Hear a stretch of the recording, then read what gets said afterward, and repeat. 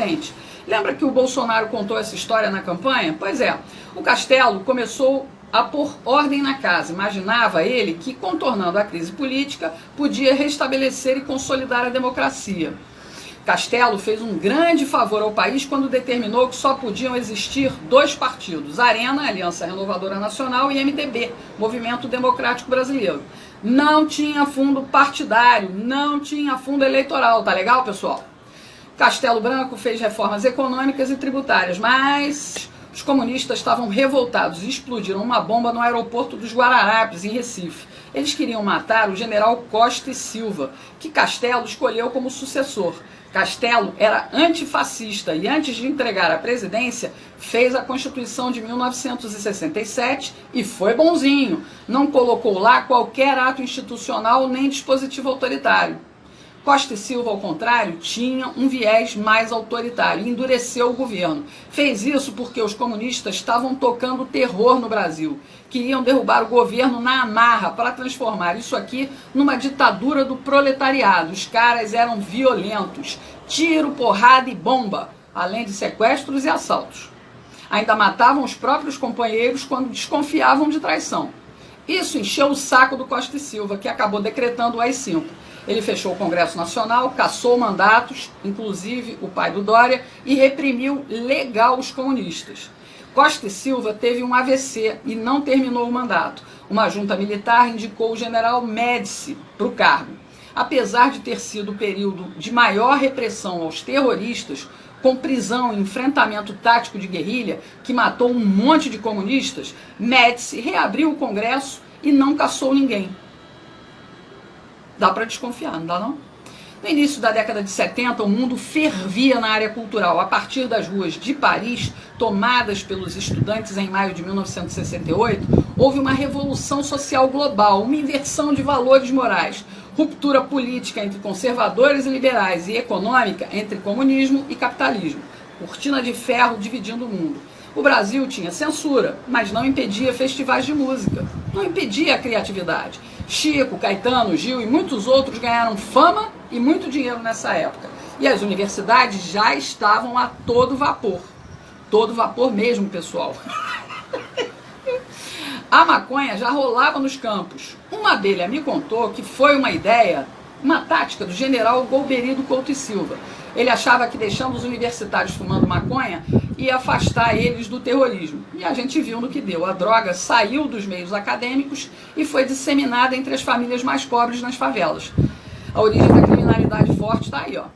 Médici queria é que as coisas se acalmassem para a esquerda assumir sem violência. Enquanto isso, a juventude classe média ficava sendo catequizada por professores esquerdistas. Os militares criaram tantas estatais nessa época, pessoal, que fizeram um milagre econômico, que mexeu com o consumo dos brasileiros. Muita gente comprou, então, TV, geladeira, carro e até casa própria, através do BNH, Banco Nacional de Habitação. Minha Casa Minha Vida, pessoal, perto dos imóveis de antigamente, é tudo barraco, da pior espécie, é tapera. O Médici levou fama de carrasco porque a comunistada estava no exílio e não suportava ver o desenvolvimento do país, ainda que fosse sob controle estatal. Os comunas que ficaram aqui peitaram o governo com ataques violentos de guerrilha. Médici pretendia resolver tudo e devolver para os civis, mas comunista é uma raça desgraçada. Médici indicou Geisel, que foi tenentista como ele. Os dois, inclusive, apoiaram a posse do Jango. Esse pessoal Oliva é muito azeitado, não é mesmo? Geisel foi eleito pelo Colégio Eleitoral do Congresso e o alemão foi quem deu início ao processo de abertura política. Ele sabia que a mídia, a cultura e o ensino já estavam esquerdizados, então a transição ia ser fácil. Enfim, Geisel se aproximou da República Popular da China, reconheceu a independência de Angola pelos comunistas, fez acordo nuclear com a Alemanha e até deu fim ao AI-5. Por tudo isso, ele bateu de frente com oficiais linha dura, que não queriam de maneira nenhuma devolver o país nas mãos dos comunistas. Geisel venceu a queda de braço e impôs João Figueiredo como sucessor. Ele sabia que Figueiredo só queria cuidar de cavalo e cumpriria a ordem de fazer a abertura ampla, geral e restrita. Com tudo pronto, foi só os comunistas do exílio voltarem. A esquerda no poder seria facilmente o próximo passo, mas de forma lenta e gradual, para que a gente nem sentisse tanto. Enquanto isso, o maior pelego de todos os tempos estava sendo gestado lá no sindicalismo. Nossa esquerda aprendeu a agir sem tanta pressa. Aturamos o Sarney, pessoal, por 5 longos anos, em troca de uma Constituição social-democrata, nome bonito para esconder a ação nefasta da esquerda comunista. Na cultura, a música brasileira já apresentava os resultados dessa esquerdização, definhando em conteúdo e em qualidade. O ensino foi banalizado e nos transformou em idiotas úteis. A imprensa e a televisão foram nos reeducando. Sem perceber, fomos renegando a família, a pátria e Deus. Tudo em nome de justiça social. Bem devagarinho, para que a gente não sentisse nada e não tivesse forças para reagir. Mensagens progressistas para moldar um novo Brasil, politicamente correto. Tivemos um soluço com a eleição do Collor, mas o sistema estava dominado e o corrupto egoísta dançou. Surgiram os cara-pintadas manipulados pela minissérie Anos Rebeldes da Rede Globo, lembra? O Plano Real colocou dinheiro no bolso da sociedade e estendeu o tapete vermelho para a social-democracia. Elegemos Fernando Henrique, o sociólogo, filho de um tenentista. Ele abriu o caminho para o analfabeto sindicalista bem adestrado pelo socialismo. Lula instaurou a supremacia da estrela vermelha, onde empresários corruptos alimentavam políticos corruptos. Políticas populistas fecharam os olhos do proletariado. O governo finalmente dita regras sociais sem qualquer contestação. De novo, a política personalista em ação. Hoje, na música popular, Marcelo D2, Anitta, Ludmilla estimulam o consumo de drogas. A ideologia de gênero é cantada em prosa e verso pelo desafinado Pablo Vittar. Lixo cultural. A gente engole isso toda hora.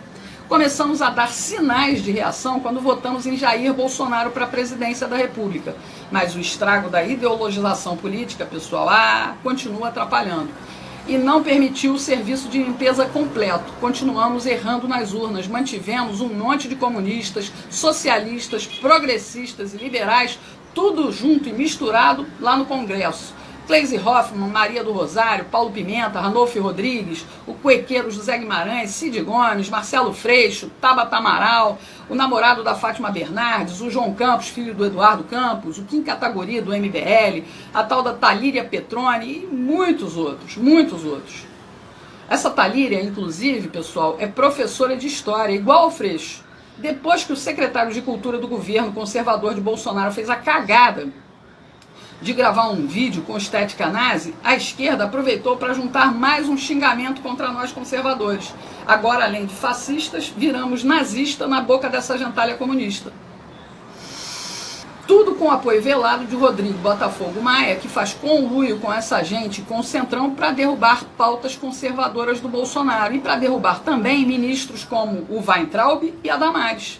Mas, para mostrar diferença entre nazismo e comunismo, a tal da Talíria até publicou uma homenagem ao genocida Lenin e ao ideólogo da política cultural nazista, comunista, fascista, Antônio Gramsci. Enalteceu o chorume do lixo da ideologia que destrói a inteligência, que matou mais de 100 milhões de pessoas. Marcelo D2 ainda disse que a gente tinha que ter gravado na testa com faca a palavra nazista. Entendendo tudo isso, você vai finalmente compreender que a nossa liberdade começou a voltar para as nossas mãos a partir da internet.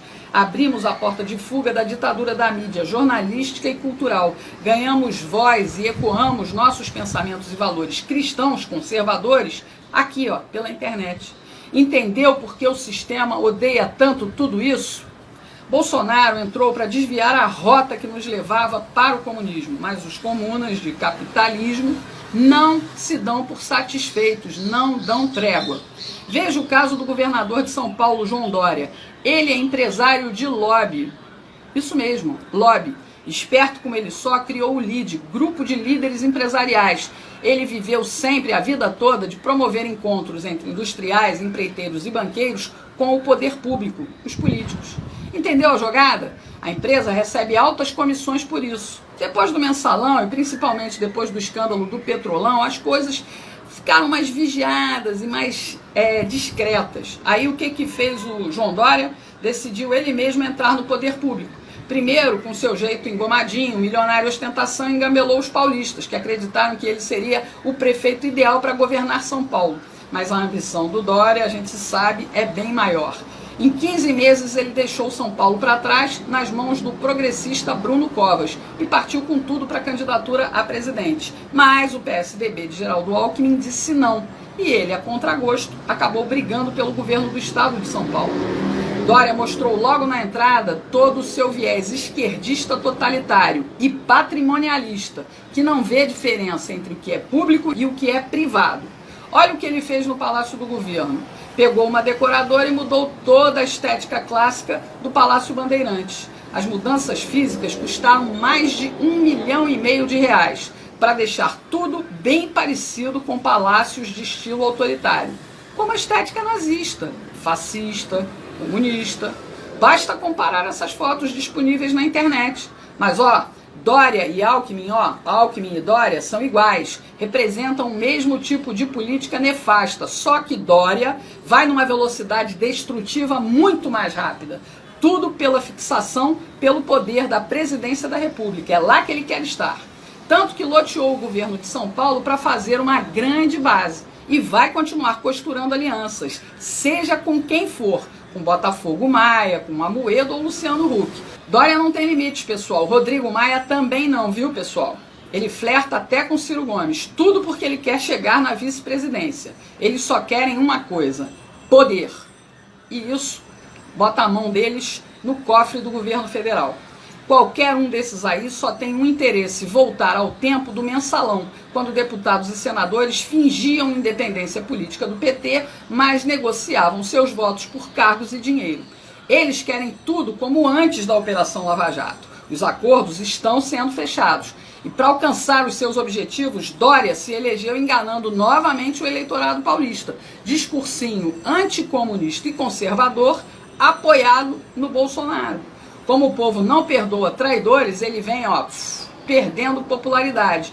E agora está usando mais dinheiro público para tentar ocupar o Palácio do Planalto. Pegou R$20 milhões para modernizar as rádios de São Paulo. Isso mesmo, dinheiro do povo. Deu para as empresas privadas, como a Jovem Pan. E qual é a moeda de troca? Elogios para o Dória e porrada todo dia em Bolsonaro. Tá ok, Chilique? Não acabou não, pessoal. Ele sabe que a nossa independência da mídia tradicional continua acentuada na internet. E olha o que ele fez agora. Olha o que ele fez. Olha o que ele fez. Pegou mais 15 milhões do dinheiro público para contratar uma empresa de vigilância da internet. Dória quer saber o que falam dele 24 horas por dia, 7 dias por semana, e quer fichar os seus detratores. Saber quem age contra o seu projeto de poder rumo a Brasília. Quer tirar a gente do caminho dele. E aí eu te pergunto, nós vamos deixar?